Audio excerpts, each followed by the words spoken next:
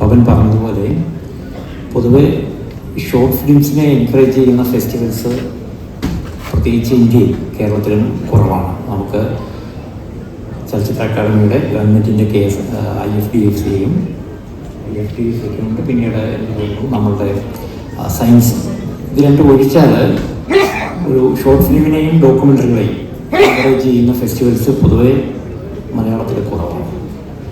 ഇന്ത്യയിൽ മൊത്തത്തിലും അങ്ങനെ തന്നെയാണ്. നമുക്കൊരു ഡോക്യുമെൻ്ററി ഫെസ്റ്റിവൽ ഇന്ത്യ മാമിയുടെ ഒരു ഡോക്യുമെൻ്ററി ഫെസ്റ്റിവൽ കൂടാതെ ഇന്ത്യയിൽ പൊതുവെ ഡോക്യുമെൻ്ററി ഫെസ്റ്റിവലുകളും ഷോർട്ട് ഫിലിം ഫെസ്റ്റിവലുകളും ഒക്കെ കുറവാണ്. ഈ ഒരു അവസരത്തിൽ ഇത്രയും വിപുലമായി ഒരു ഫസ്റ്റ് എഡിഷൻ തന്നെ സംഘടിപ്പിക്കുക എന്ന് പറയുന്നത് തീർച്ചയായിട്ടും ഒരു ചെറിയ കാര്യമാണ്. എന്നാൽ 400 കൂടുതൽ എൻട്രികൾ ഉണ്ടായി എന്നാണ് മനസ്സിലാവുന്നത്. അതൊരു ചെറിയ നമ്പറല്ല. 400ഓളം ആളുകൾ ഷോർട്ട് ഫിലിമുകൾ നിർമ്മിക്കുന്നു, മത്സരങ്ങൾക്ക് അയക്കുന്നു എന്നുള്ളത് പ്രധാനപ്പെട്ട കാര്യമാണ്. അതിൻ്റെ അർത്ഥം അത്രയേറെ ആളുകൾ സിനിമയിലേക്ക് വരുവാൻ തയ്യാറായിരിക്കുന്നു എന്നുള്ളതാണ്. ഈ ഷോർട്ട് ഫിലിം എന്നുള്ളത് നമ്മളൊക്കെ കാണുന്നത് എപ്പോഴും സിനിമയ്ക്ക് മുമ്പുള്ള ഒരു സ്റ്റെപ്പായിട്ട് തന്നെയാണ്. എല്ലാവരും അതിനെ അപ്രോച്ച് ചെയ്യുന്ന അങ്ങനെ തന്നെയാണ്. അപ്പോൾ അതുകൊണ്ട് തന്നെ ഷോർട്ട് ഫിലിം എത്രമാത്രം ഡിഫറൻ്റ് ആകാം, അതെത്രമാത്രം ആർട്ടിസ്റ്റിക് ആകാം, അതെത്രമാത്രം പൊളിറ്റിക്കലാകാം എന്നുള്ളതൊരു പ്രധാനപ്പെട്ട കാര്യമാണ്. നിങ്ങളൊരു ഷോർട്ട് ഫിലിം എടുക്കുമ്പോൾ, ഈ പറഞ്ഞ 400 ഷോർട്ട് ഫിലിമുകൾ എടുക്കുമ്പോൾ അതിൽ മുന്നിൽ എത്തുക എന്നുള്ളത് തീർച്ചയായിട്ടും ഒരു പ്രധാനപ്പെട്ട കാര്യമാണ്. അതെങ്ങനെയാണ് മുന്നിൽ എത്തുക എന്നുള്ളത് ഈ പലപ്പോഴും പല സ്ഥലങ്ങളിലും ഷോർട്ട് ഫിലിമുകളിലേക്ക് ജൂറി ആയിട്ടിരിക്കുമ്പോഴൊക്കെയും നമുക്ക് മുന്നിൽ വരുന്നൊരു പ്രധാന പ്രശ്നം, ഈ ഷോർട്ട് ഫിലിമുകൾ നമ്മൾ നിർമ്മിക്കുന്നത് നമ്മൾ ടെലിവിഷന് വേണ്ടിയിട്ടാണ്. അതായത് ഒരു ടെലിവിഷൻ്റെ സീരിയലുകൾ അല്ലെങ്കിൽ ടെലിഫിലിമുകൾ എന്നുള്ളൊരു ചട്ടക്കൂട്ടിലേക്കാണ് പലപ്പോഴും നമ്മുടെ ഷോർട്ട് ഫിലിമുകൾ ഭൂരിപക്ഷവും നിർമ്മിക്കപ്പെടുന്നത്. അതൊരു വലിയ അപാകതയാണ്. അതിനെ മറികടന്ന് അതിൻ്റെ ഫോമിനെ എങ്ങനെ നമുക്ക് പൊളിച്ചെഴുതാം, അതിൻ്റെ ഒരു നറേഷനെ എങ്ങനെ മാറ്റാം, ഏറ്റവും കൂടുതൽ എക്സ്പെരിമെൻ്റൽ ആകുവാനുള്ള ഒരു പ്രധാനപ്പെട്ട മീഡിയമാണ് ശരിക്കും ഷോർട്ട് ഫിലിം. അത് നമ്മൾ അതിൻ്റെ പൂർണ്ണമായ അർത്ഥത്തിൽ ഉപയോഗിക്കുന്നുണ്ടോ, അതിൻ്റെ പൂർണ്ണമായ അർത്ഥത്തിൽ ഉപയോഗിക്കപ്പെടുകയും മനസ്സിലാക്കുകയും ചെയ്യുന്നുണ്ടോ എന്നുള്ളൊരു പ്രധാനപ്പെട്ട കാര്യമാണ്. കാരണം ഷോർട്ട് ഫിലിമാണ് ഏറ്റവും ചുരുങ്ങിയ സമയത്തിനുള്ളിൽ ഒരു സിനിമയുടെ ഫോമിനെ തന്നെ, അതിൻ്റെ എല്ലാ നറേറ്റീവ് രീതികളെയും മറികടന്ന് അതിനെ ഒരു ഡിഫറൻറ്റ് സ്പേസിലേക്ക് കൊണ്ടുവരാൻ പറ്റുന്നത്. അങ്ങനെയാണ് അത് ശ്രദ്ധിക്കപ്പെടുന്നത്. നമ്മളൊരു സ്ഥിരം പാറ്റേണിൽ നമ്മളൊരു ടെലിഫിലിം എടുക്കുന്ന രീതിയിൽ, ഒരു ടെലിവിഷൻ സീരിയൽ എടുക്കുന്ന രീതിയിലൊക്കെ ചെയ്തു വെച്ച് കഴിഞ്ഞാൽ അതൊരു പുതുമയുമില്ല. അതിനെ എത്രമാത്രം ഡിഫറൻ്റ് ആക്കാം എന്നുള്ളതാണ് നമുക്ക് മുന്നിലുള്ള ഒരു ചോദ്യചിഹ്നം. ദൗർഭാഗ്യവശാൽ മലയാളത്തിലും ഇന്ത്യയിൽ പൊതുവെ നിർമ്മിക്കപ്പെടുന്ന ഷോർട്ട് ഫിലിമുകളുടെ മൊത്തം ഒരു ഏതാണ്ട് 80% രീതിയുമെന്ന് പറയുന്നത് നമ്മൾ സ്ഥിരമായിട്ടുള്ള ഒരു ടെംപ്ലേറ്റുകളിൽ തന്നെ കുടുങ്ങി കിടക്കുന്നതാണ്. അതിനെ പൊളിച്ചെഴുതാൻ നമ്മൾ നിർബന്ധിക്കുന്നില്ല. അതിനെ എത്രമാത്രം പൊളിക്കാമോ അതാണ് ഏറ്റവും നല്ല മാർഗം. അതിനെ നമുക്ക് നിങ്ങൾക്കൊരു 1-2 അവസരമാണ് കിട്ടുക. ഒരു ഷോർട്ട് ഫിലിം മേക്കേഴ്സിന് കിട്ടുന്നത് ഫീച്ചർ ഫിലിം മേക്കേഴ്സിനെ പോലെ തന്നെയാണ്. ഷോർട്ട് ഫിലിം മേക്കേഴ്സിന് കിട്ടുന്നത് 2-3 അവസരങ്ങളാണ്. നിങ്ങളുടെ ഷോർട്ട് ഫിലിം ആദ്യത്തെ അറ്റംപ്റ്റിൽ അല്ലെങ്കിൽ 2ാമത്തെ 3ാമത്തെ അറ്റംപ്റ്റിൽ അതിൻ്റെ ഒരു കണ്ടന്റ് കൊണ്ട് മറ്റുള്ളവരെ അതിശയപ്പെടുത്തുന്നില്ലെങ്കിൽ, അതിൻ്റെ ഒരു മേക്കിംഗ് സ്റ്റൈൽ കൊണ്ട് അതിശയപ്പെടുത്തുന്നില്ലെങ്കിൽ, നിങ്ങൾ ഈ 100-400 പേരിൽ ഒരാളായി മാറിപ്പോകും. അതല്ലെങ്കിൽ 4000 പേരിൽ ഒരാളായി മാറിപ്പോകും. അതിനെ മറികടക്കുന്നത് നിങ്ങളുടെ വിഷൻ കൊണ്ടാണ്. നിങ്ങളതിനെ എത്രമാത്രം എക്സ്പെരിമെൻ്റലാക്കുന്നു, എത്രമാത്രം മറ്റുള്ള സ്ഥിരം പാറ്റേണിൽ നിന്ന് വ്യത്യസ്തമാക്കുന്നു എന്നുള്ളതാണ് അതിനെ ആശ്രയിച്ചിരിക്കുന്നത്. അതിന് ഏറ്റവും നമ്മളെ സഹായിക്കുന്നത് പുറത്തു നിന്നുണ്ടാകുന്ന ഡോക്യുമെൻ്ററികളും പുറത്തു നിന്നുണ്ടാകുന്ന ഷോർട്ട് ഫിലിംസും ഒക്കെ കാണുക എന്നുള്ളത് തന്നെയാണ്. അത്തരം കാണുമ്പോഴാണ് നമുക്കിതിനെ എത്രമാത്രം ഫലപ്രദമായി മാറ്റാം എന്നുള്ളത് നമുക്ക് മനസ്സിലാവണം. അപ്പോൾ ആ തരത്തിൽ ഒരു പൊളിച്ചെഴുത്ത് നമ്മളുടെയൊക്കെ ഒരു കൺസെപ്റ്റിൽ ഉണ്ടാവേണ്ടതുണ്ട്. ഇപ്പോഴൊരു പക്ഷേ എനിക്ക് തോന്നുന്നു നിങ്ങൾക്ക് വലിയ ഭാഗ്യവാന്മാരാണ്. എന്താണെന്ന് വെച്ചാൽ നിങ്ങൾക്കൊക്കെ ഇങ്ങനെ സ്പേസ് കിട്ടുന്നുണ്ട്.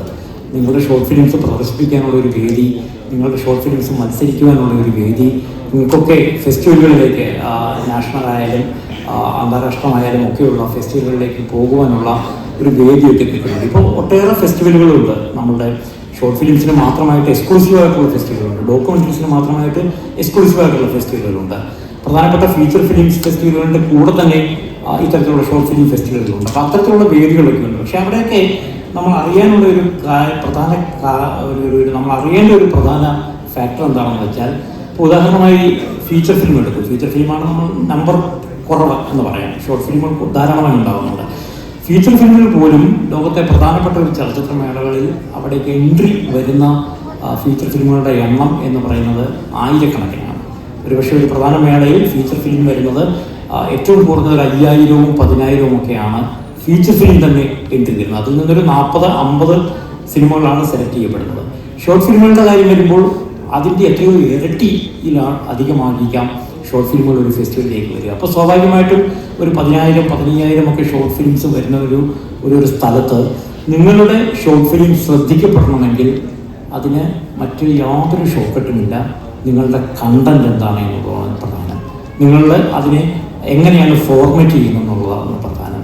നിലവിലുള്ള കണ്ട് ശീലിച്ച രീതികളിൽ നിന്ന് നിങ്ങൾ അങ്ങനെ വഴിമാറി നടക്കുന്നു എന്നുള്ളതാണ് പ്രധാനം. അത് നിങ്ങളതിനെ പൊളിറ്റിക്കലായിട്ട് എങ്ങനെ ടേക്കപ്പ് ചെയ്യുന്നു, നിങ്ങളതിനെ ആർട്ടിസ്റ്റിക്കായിട്ട് എങ്ങനെ ടേക്കപ്പ് ചെയ്യുന്നു, നിങ്ങളതിനെ എക്സ്പെരിമെൻ്റലായിട്ട് എങ്ങനെ കൊണ്ടുപോകുന്നു. ഇത് 3 ഘടകങ്ങൾ അതിനകത്ത് പ്രധാന കാര്യമാണ്. ഈ 3 ഘടകങ്ങളില്ലാതെ ഈ ഒരു മത്സരത്തിൽ നിങ്ങൾക്ക് എത്തിപ്പെടുക എന്ന് പറയുന്നത് ഒരു വലിയ ബുദ്ധിമുട്ടാണ്. അതുകൊണ്ട് എപ്പോഴും ഷോർട്ട് ഫിലിം ആയാലും ഫീച്ചർ ഫിലിം ആയാലും നിങ്ങൾ ചെയ്യുമ്പോൾ മനസ്സിലുണ്ടാകേണ്ട ഒരു കാര്യമെന്ന് പറയുന്നത് ഇത്തരത്തിലുള്ള പൊളിച്ചെഴുത്തുകളാണ്. അത് നമ്മളൊരു പറച്ചിലുണ്ട്, നിങ്ങൾക്ക് ഒരു ഫിലിം മേക്കിങ്ങിൻ്റെ ലോ നിങ്ങൾ പഠിക്കേണ്ടതുണ്ട്, അതിൻ്റെ റൂൾസ് നിങ്ങൾ പഠിക്കേണ്ടതുണ്ട്. റൂൾസ് പഠിക്കുന്നത്, ഫിലിം മേക്കിങ്ങിൻ്റെ റൂൾ പഠിക്കുന്നത്, നിങ്ങൾക്ക് നിങ്ങളുടെ ഷോർട്സ് വെക്കുന്നത് ഇന്ന രീതിയിലാവണം എന്നുള്ള പരമ്പരാഗതമായ നമ്മളൊരു അക്കാഡമിക്കൽ കൺസെപ്റ്റ് ഉണ്ട്. ആ കൺസെപ്റ്റിനെ പൊളിച്ചെഴുതുവാനാണ് നിങ്ങൾ റൂൾ പഠിക്കേണ്ടതാണ്. റൂൾ പഠിക്കേണ്ടത് റൂളിനെ എങ്ങനെ പൊളിക്കാം എന്ന് മനസ്സിലാക്കുവാൻ വേണ്ടിയിട്ടാണ്. അതല്ലാതെ ആ റൂളിനെ അതേപടി പിന്തുടരാൻ വേണ്ടിയിട്ടല്ല. റൂൾ അറിഞ്ഞാലേ നിങ്ങൾക്ക് ആ റൂളിനെ പൊളിക്കാൻ പറ്റുള്ളൂ. റൂൾ അറിഞ്ഞിട്ട് ആ റൂളിനെ അങ്ങനെ തന്നെ അഡോപ്റ്റ് ചെയ്ത് പോകാനാണെങ്കിൽ അതെല്ലാവരും ചെയ്യുന്ന കാര്യമാണ്. അതിന് പൊളിക്കുക എന്നുള്ളതാണ്. നിങ്ങളുടെ മുൻപോട്ടുള്ള പോക്കിൽ നിങ്ങളുടെ പൊളിറ്റിക്കലായിട്ടുള്ള സ്റ്റാൻഡിൽ നിങ്ങളിതിനെല്ലാം പൊളിച്ചെഴുതുക, നിങ്ങളുടെ ആർട്ടിസ്റ്റിക്കായിട്ടുള്ള സ്റ്റാൻഡിൽ നിങ്ങളിതിനെ പൊളിച്ചെഴുതുക, നിങ്ങളുടെ കണ്ടന്റിൽ നിങ്ങൾ നിരന്തരം എക്സ്പെരിമെൻ്റ് ചെയ്തുകൊണ്ടേയിരിക്കുക. ഈ എക്സ്പെരിമെൻ്റാണ് നിങ്ങളെ ഓരോ സിനിമകളിൽ നിന്നും മറ്റുള്ള സിനിമകളിൽ നിന്നും നിങ്ങളെ വേറിട്ട് നടത്തുന്നത്. അതാണ് നിങ്ങളുടെ ഒരു ഐഡൻറ്റിറ്റി. അപ്പോൾ ആ ഐഡൻറ്റിറ്റി സ്വന്തമായി ക്രിയേറ്റ് ചെയ്യുക എന്നുള്ളതാണ് ഒരു പ്രധാനപ്പെട്ട കാര്യം. അതിന് നിങ്ങൾക്ക് ഒരുപക്ഷെ ഒരു അക്കാഡമിക്കലായിട്ടുള്ള ഒരു പിൻബലം വേണമെന്നില്ല. നിങ്ങൾക്ക് ഒരുപക്ഷെ ആരുടെയെങ്കിലും കൂടെ നിന്ന് ഒരു എന്താ പറയുക മനസ്സിലാക്കണമെന്നുള്ള ഇതൊന്നും ഉണ്ടാകണമെന്നില്ല. അതൊക്കെ നിങ്ങളുടെ ഒരു കൺവിക്ഷനാണ്. നിങ്ങളുടെ കലയെ എങ്ങനെ സമീപിക്കുന്നു എന്നുള്ളതാണ്. അപ്പോൾ അതുകൊണ്ട് ആ അർത്ഥത്തിൽ നിങ്ങൾക്ക് മുന്നോട്ട് പോകട്ടെ എന്ന് ആശംസിക്കുന്നു. കേരളത്തെ സംബന്ധിച്ചിടത്തോളം ഏറ്റവും മനോഹരമായ സിനിമകൾ ഉണ്ടാകുന്ന, എല്ലാ ധാരയിലും പെട്ട മനോഹരമായ സിനിമകൾ ഉണ്ടാകുന്ന സ്ഥലമാണ്. അവിടെ എല്ലാവർക്കും സ്പേസ് ഉള്ള സ്ഥലമാണ്. ആ സ്പേസ് നിങ്ങൾ കണ്ടെത്തുക എന്നുള്ളതാണ് പ്രധാനം. ഒരിക്കൽ കൂടി ഈ ഇരട്ടെ ഫൗണ്ടേഷൻ്റെ ഇത്തരത്തിലുള്ള ഇനിഷ്യേറ്റീവ് ഇത്ര മനോഹരമായ ഒരു ഫസ്റ്റ് എഡിഷൻ ഇത്രയേറെ ആൾക്കാരെയൊക്കെ കൂട്ടി ഇത്ര മനോഹരമായിട്ട് സംഘടിപ്പിക്കുക എന്ന് പറയുന്നത് തീർച്ചയായിട്ടും ചെറിയൊരു കാര്യമല്ല. അതിന് രാജേഷിനും കൂടെയുള്ള എല്ലാ ടീമിനും തീർച്ചയായിട്ടും വലിയ അഭിനന്ദനങ്ങൾ കൊടുക്കണം. പൊതുവെ എനിക്കറിയാം ഫീച്ചർ ഫിലിം പോലും ഒരുപക്ഷെ ആർട്ടിസ്റ്റിക് ആയിട്ടുള്ള ഫീച്ചർ ഫിലിംസിന് പോലും ഒരു വലിയൊരു ഇൻഡിപെൻഡൻറ്റ് ഫെസ്റ്റിവലുകളൊക്കെ സാധ്യമല്ലാത്തൊരു നാടാണ് കേരളം. നമ്മൾ ഈ കേരളം എന്നൊക്കെ പറയുമ്പോഴും ഈ പറയുന്ന ഡിഫറൻ്റ് ആയിട്ടുള്ള സ്പേസുകൾക്ക് എത്രമാത്രം ഒരു ഇടം കിട്ടുന്നു എന്നുള്ളത് സംശയിക്കപ്പെടേണ്ട ഒരു സ്ഥലം തന്നെയാണ്. നിങ്ങളൊരു പൊളിറ്റിക്കലായ ഒരു സിനിമ എടുത്താൽ, നിങ്ങളൊരു ആർട്ടിസ്റ്റിക് ആയിട്ടുള്ള ഒരു സിനിമ എടുത്താൽ അതിനെ എത്രമാത്രം അപ്രീഷിയേറ്റ് ചെയ്യാൻ പറ്റുന്ന ഒരു സ്പേസ് ഇവിടെ ഉണ്ട് എന്നുള്ള കാര്യത്തിലൊക്കെ സംശയമാണ്. അവിടെയാണ് നിങ്ങളൊരു സ്പേസ് ഉണ്ടാക്കാൻ ശ്രമിക്കുന്നത്, അവിടേക്കാണ് നിങ്ങൾ കടന്നു കയറാൻ ശ്രമിക്കുന്നത്. അതുകൊണ്ട് ഈ ഒരു മുന്നോട്ടുള്ള നിങ്ങളുടെ പോക്ക് ഒരു പൂക്കൾ നിറഞ്ഞ പാതയല്ല, അത് മുള്ളുകൾ നിറഞ്ഞ പാത തന്നെയാണ്. പക്ഷെ അത് കടക്കാൻ നിങ്ങൾക്ക് ധൈര്യം ഉണ്ടെങ്കിൽ മാത്രമേ നിങ്ങൾക്ക് കടന്നു പോകാൻ പറ്റുകയുള്ളൂ. അതിനുള്ള ഒരു ധൈര്യം നിങ്ങൾക്ക് ഉണ്ടാവട്ടെ, അതിനുള്ള ഒരു കൺവിക്ഷൻ നിങ്ങൾക്ക് ഉണ്ടാകട്ടെ. അത്തരത്തിലുള്ള സിനിമകൾ നിങ്ങൾ കൂടുതലായിട്ട് കാണുവാനും പഠിക്കുവാനും ഒക്കെ നിങ്ങൾക്ക് അവസരം ഉണ്ടാകട്ടെ എന്ന് മാത്രം പറഞ്ഞുകൊണ്ട് ഇതിൻ്റെ ഒരു ഉദ്ഘാടനത്തിന് പക്ഷേ ഹോബിനെ പിടിച്ചത് അദ്ദേഹത്തിൻ്റെ സിനിമകൾ നിങ്ങൾ എത്ര പേര് കണ്ടിട്ടുണ്ടായിരുന്നുള്ളത് എനിക്കറിയില്ല. അദ്ദേഹത്തിൻ്റെ ആദ്യ സിനിമ തന്നെ ബെർലിൻ ചലച്ചിത്രമേളയിൽ പനോരമ വിഭാഗത്തിലൊക്കെ തിരഞ്ഞെടുത്ത സിനിമയാണ്. വളരെ ബ്യൂട്ടിഫുള്ളായിട്ട് പൊളിറ്റിക്സ് സംസാരിക്കാൻ മണിപ്പൂർ പോലെയുള്ള ഒരു സ്ഥലത്ത് നിന്ന് അങ്ങനെ ഒരു ഫിലിം മേക്കർ ഉണ്ടാവുക എന്ന് പറയുന്നതിന് ഒരു ചെറിയ കാര്യമൊന്നുമില്ല. നമ്മളൊക്കെ കേരളത്തിൻ്റെ ഒരു സാംസ്കാരിക അന്തരീക്ഷത്തിൽ നമുക്ക് വളരെ ഈസി ആയിട്ട് സിനിമ എടുക്കാവുന്ന ഒരു അന്തരീക്ഷമാണ്. പക്ഷേ മണിപ്പൂർ പോലെയുള്ള പൊളിറ്റിക്കലായിട്ടും ഒക്കെ വളരെ എന്താ പറയുക ഒരു അസ്ഥിരമായ ഒരു സ്ഥലത്ത് നിന്ന് വളരെ പൊളിറ്റിക്കലായിട്ട് സിനിമയെ സമീപിക്കുക, അതിനെ ആർട്ടിസ്റ്റിക്കായിട്ട് സിനിമയെ സമീപിക്കുക എന്ന് പറയുന്ന ഒരു ചെറിയ കാര്യമല്ല. So I'm happy to say that he is one of my best friend. We met very long friendship we together.